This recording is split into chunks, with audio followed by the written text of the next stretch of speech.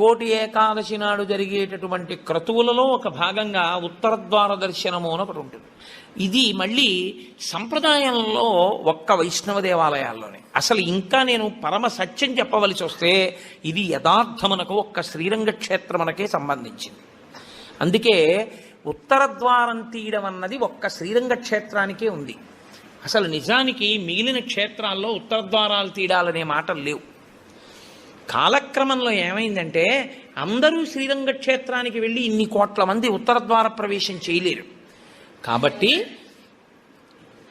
కొంతలో కొంత ఎక్కడ ఉన్న విష్ణు క్షేత్రాన్ని అక్కడే శ్రీరంగ క్షేత్రంగా భావన చేసి రంగనాథుణ్ణి స్మరిస్తూ ఉత్తర ద్వారంలోంచి వెడతారు. ఉత్తర ద్వారంలోంచి ఆ రోజున శ్రీ మహావిష్ణువు ఏమీ చెయ్యలేనివాడు, అన్ని విధాలా ఇంకా అసలు నేను ఈశ్వర ఏమీ చెయ్యలేను